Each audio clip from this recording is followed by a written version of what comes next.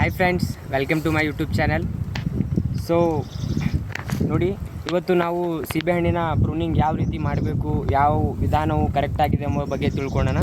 ಮೊದಲನೇದಾಗಿ ಈಗ ಸೀಸನ್ನೇ ಅಲ್ಲ, ಆ್ಯಕ್ಚುಲಿ ನೋಡಿದ್ರೆ ಒಂದು ತಿಂಗಳು ಮುಂಚೆನೇ ಪ್ರೂನಿಂಗ್ ಮಾಡಬೇಕಾಗಿತ್ತು. ಅದನ್ನು ಈ ಮಂತಲ್ಲೂ ಮಾಡಿದ್ರೂ ನಡೆಯುತ್ತದೆ. ಯಾಕಂದರೆ ಜೂನ್ ಸಮಯದಲ್ಲಿ ಪ್ರೂನಿಂಗ್ ಮಾಡಿದ್ರೆ ನೆಕ್ಸ್ಟ್ ನಮಗೆ ಚಳಿಗಾಲದ ಫ್ಲವರಿಂಗ್ ಆಗೋದು ತುಂಬ ಹೆಚ್ಚಾಗುತ್ತದೆ ಮತ್ತು ಜೊತೆಗೆ ಒಳ್ಳೆ ಕ್ವಾಲಿಟಿಯ ಫ್ರೂಟ್ ಸಿಗುತ್ತದೆ. ಅದಕ್ಕಾಗಿ ಮೊದಲನೇದಾಗಿ ನೋಡ್ಬೋದು, ನಾವು ಇಲ್ಲಿ ಈ ಥರ ಬಂದಂತಹ ವಾಟರ್ ಶೂಟ್ಗಳನ್ನು ತೆಗೆಯಬೇಕು. ಆಗ ಈ ವಿ ಆಕಾರದಲ್ಲಿ, ಅಂದರೆ ಇಲ್ಲಿ ನೋಡ್ಬೋದು, ಈ ರೀತಿ ವಿ ಆಕಾರದಲ್ಲಿ ನಾವು ಬ್ರಾಂಚಸ್ಗಳನ್ನು ಕಟ್ ಮಾಡಬೇಕು. ಯಾವುದೇ ಮಿಡಲ್ ರೆಂಬೆಗಳನ್ನು ಇಡಬಾರ್ದು, ಚಿಕ್ಕ ಚಿಕ್ಕ ರೆಂಬೆಗಳನ್ನು ಸಹ ತೆಗೆಯಬೇಕು. ಈ ರೀತಿ ವಿ ಆಕಾರದಲ್ಲಿ ರೆಂಬೆಗಳನ್ನು ಕತ್ತರಿಸಿದಾಗ ಇಲ್ಲಿ ನೋಡ್ಬೋದು, ಇಲ್ಲಿ ಚಿಕ್ಕ ಚಿಕ್ಕ ಕಣ್ಣುಗಳಿವೆ. ಈ ಕಣ್ಣುಗಳು ಮುಂದೆ ಹೊಸ ವಾಟರ್ ಶೂಟಾಗಿ ಬೆಳೆಯುತ್ತವೆ. ನಂತರ ಈ ಎರಡು ವಾಟರ್ ಶೂಟ್ಗೆ ಮತ್ತೆರಡು ಹೀಗೆ ಮಲ್ಟಿಪ್ಲೈ ಆಗ್ತಾ ರೆಂಬೆಗಳ ಸಂಖ್ಯೆಯನ್ನು ನಾವು ಹೆಚ್ಚೆಚ್ಚು ಮಾಡ್ಕೋಬೇಕು. ಯಾಕಂದರೆ ಸೀಬೆಹಣ್ಣಿನ ಮರಕ್ಕೆ ಎಷ್ಟು ರೆಂಬೆಗಳು ಹೆಚ್ಚಾಗುತ್ತವೆ, ಅದೇ ರೀತಿಯಾಗಿ ಹೆಚ್ಚೆಚ್ಚು ಫ್ಲವರಿಂಗ್ ಆಗಿ ನಮಗೆ ಅಧಿಕ ಇಳುವರಿ ದೊರೆಯುವಂಥ ಸಾಧ್ಯತೆಗಳಿರುತ್ತವೆ. ಅದಕ್ಕಾಗಿ ನೋಡಿ, ಈ ಥರ ಚಿಕ್ಕ ಚಿಕ್ಕ ಬ್ರಾಂಚ್ಗಳನ್ನು ತೆಗೆಯಬೇಕು.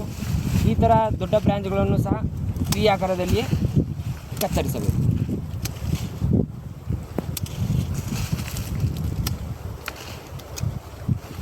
ಸೊ ಪ್ರೂನಿಂಗ್ ಮಾಡುವಾಗ ಕೆಲವೊಂದು ವಿಷಯಗಳನ್ನು ನೆನಪಿಡಬೇಕು.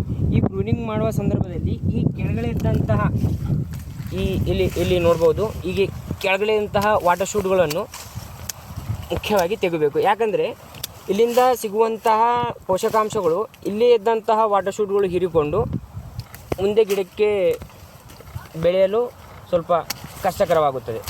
ಅದಕ್ಕಾಗಿ ಇಲ್ಲಿ ಕೆಳಗಿನ ವಾಟರ್ ಶೂಟ್ಗಳನ್ನು ಸಂಪೂರ್ಣವಾಗಿ ತೆಗೆಯಬೇಕು. ಸೊ ಕೆಲವೊಬ್ಬರು ಸರಿಯಾಗಿ 3 ವರ್ಷ ಬೆಳೆಸಿದ ಗಿಡವನ್ನು ಕತ್ತರಿಸುವಾಗ ಒಂಥರ ಮನಸ್ಸಿನಲ್ಲಿ ನೋವಾಗ್ತದೆ. ಎಷ್ಟು ಚೆನ್ನಾಗಿ ಬೆಳೆದಂತಹ ಮರವನ್ನು ಹೇಗೆ ಕತ್ತರಿಸಬೇಕು ಎಂಬ ಭಯನೂ ಇರುತ್ತದೆ. ಆದರೆ ಒಂದು ವಿಷಯ ಹೇಳ್ತೀನಿ, ನಾವು ಸೀಬೆ ಹಣ್ಣಿನಲ್ಲಿ ಅಧಿಕ ಇಳುವರಿ ಪಡೆಯಬೇಕಂದ್ರೆ ಪ್ರತಿ ವರ್ಷ ಪ್ರತಿ ಸೀಸನ್ನಲ್ಲಿ ನಾವು ಹಣ್ಣು ತಗೊಂಡ ಮೇಲೆ ಅದಕ್ಕೆ ಪ್ರೂನಿಂಗ್ ಮಾಡೋದು ಅವಶ್ಯಕತೆವಾಗಿರುತ್ತದೆ. ಯಾಕಂದರೆ ಈ ಹೊಸ ಬ್ರ್ಯಾಂಚ್ಗಳಿಗೆ ಮಾತ್ರ ಬೇಗವಾಗಿ ಫ್ಲವರಿಂಗ್ ಆಗ್ತದೆ. ಇಲ್ಲಾಂದರೆ ಕೇವಲ ಬ್ರ್ಯಾಂಚ್ ಇಷ್ಟು ಉದ್ದ ಬೆಳೆದು ಕೊನೆಯಲ್ಲಿ ಮಾತ್ರ ಒಂದು ಹೂವು ಅಥವಾ ಒಂದು ಕಾಯಿ ಅಷ್ಟು ಹಿಡಿತದೆ. ಈ ಬ್ರ್ಯಾಂಚು ಇಲ್ಲಿಂದ ಇಷ್ಟುವರೆಗೆ ಬೆಳೆದು 1 ವರ್ಷದವರೆಗೆ ಇಷ್ಟು ಬೆಳೆದು ಕೇವಲ ಒಂದು ಹಣ್ಣು ಅಥವಾ 4 ಹಣ್ಣು 5 ಹಣ್ಣು ಅಷ್ಟೇ ಹಿಡಿತದೆ. ಆಗೇನು ಮಾಡಬೇಕಂದ್ರೆ, ನಾವು ಇಲ್ಲಿ ಕತ್ತರಿಸಿದಾಗ ಇಲ್ಲಿ ಹೊಸ ಶೂಟ್ಗಳು ಬಂದು ಅಲ್ಲೇ ಡೈರೆಕ್ಟ್ ಈ ಥರ ಫ್ಲವರಿಂಗ್ ಆಗುತ್ತದೆ.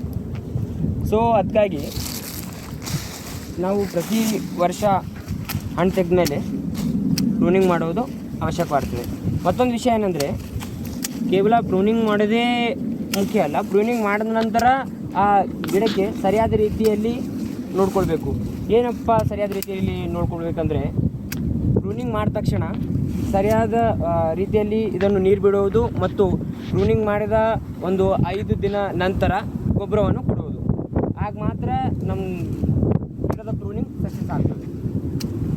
ಸೊ ಇವತ್ತಿನ ಈ ವಿಡಿಯೋ ಇತ್ತು. ಲೈಕ್ ಆ್ಯಂಡ್ ಶೇರ್ ಮಾಡಿ.